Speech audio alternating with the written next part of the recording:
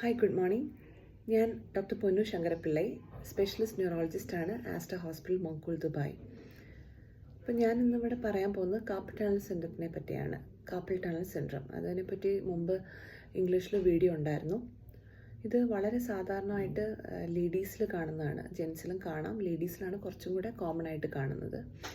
ഇത് എന്താണെന്ന് വെച്ചാൽ നമ്മുടെ റിസ്റ്റിലെ ഒരു ചെറിയ നെർവ് ഉണ്ട്, മീഡിയൻ നെർവ് ആണ് എന്നാണ് അതിൻ്റെ പേര്. അപ്പോൾ ഈ മീഡിയൻ നെർവിന് ചെറിയ ടൈറ്റ്നെസ് വരുന്നതാണ്. മീഡിയൻ നെർവ് ഒരു ടണൽ അല്ലെങ്കിൽ ഒരു ഷീറ്റിലൂടെയാണ് പോകുന്നത് റിസ്റ്റ് വഴി. അപ്പോൾ അതിന് വരുന്നൊരു ടൈറ്റ്നെസ് ആണ് ഈ കാർപ്പൽ ടണൽ സിൻഡ്രം. അതിൻ്റെ സിംറ്റംസ് എന്താണെന്ന് വെച്ചാൽ കയ്യിൽ മരവിക്കുക, അല്ലെങ്കിൽ കയ്യിൽ ടിംഗ്ലിംഗ് സെൻസേഷൻ, വേദന. അത് ഈ കൈപ്പത്തിയിലായിരിക്കും യൂഷ്വലായിട്ട് അത് കാണുന്നത്, ഈ വേദനയും മരവിപ്പും. ഈ ലിറ്റിൽ ഫിംഗറിൽ വലിയ സിംറ്റംസ് ഉണ്ടാവത്തില്ല. ചിലർക്ക് ഈ വേദനയും തരിപ്പും എൽബോ വരെയൊക്കെ പോവാം. സിംറ്റംസ് കൂടുതൽ നൈറ്റിലായിരിക്കും. സിംറ്റംസ് കാരണം ലേഡീസ് അല്ലെങ്കിൽ പേഷ്യൻസ് ഇങ്ങനെ കുടയേണ്ടി വരികയൊക്കെ ചെയ്യാറുണ്ട് നൈറ്റിൽ.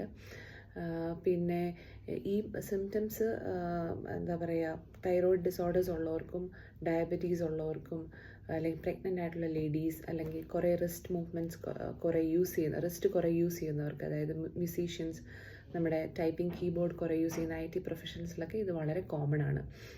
അപ്പോൾ ഇത് എങ്ങനെയാണ് മനസ്സിലാക്കുന്നതെന്ന് വെച്ചാൽ, നമ്മൾ ബെഡ് സൈഡ് കുറച്ച് ടെസ്റ്റുകളുണ്ട്, ടിനൽ സൈൻ എന്നൊക്കെ പറഞ്ഞ് നമ്മൾ ഈ നെർവിൻ്റെ പുറത്ത് ടാപ്പ് ചെയ്തിട്ട് ടിംഗ്ലിംഗ് സെൻസേഷൻ വരുന്നുണ്ടോ എന്ന് നോക്കുന്ന ടെസ്റ്റുകളുണ്ട്. പക്ഷേ കൺഫേം ചെയ്യാനായിട്ട് നെർവ് കണ്ടക്ഷൻ സ്റ്റഡി എന്നുള്ള ടെസ്റ്റ് ചെയ്യണം. അതായത് നെർവിനെ നമ്മൾ ചെറിയൊരു ചാർജ് പോലെ കൊടുത്തിട്ട് അതിൻ്റെ ടൈറ്റ്നെസ് എത്രയാണെന്ന് മനസ്സിലാക്കുക.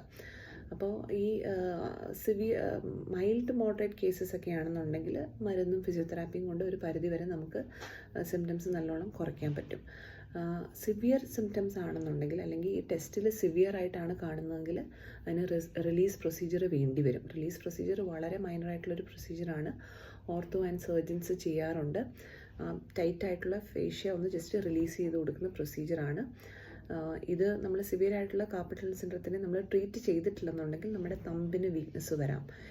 ഈ ഭാഗത്തുള്ള മസിൽസ് വേസ്റ്റഡ് ആവാം, അതായത് തേയ്മാനം വന്ന് തമ്പിന് വീക്ക്നെസ് വരാം.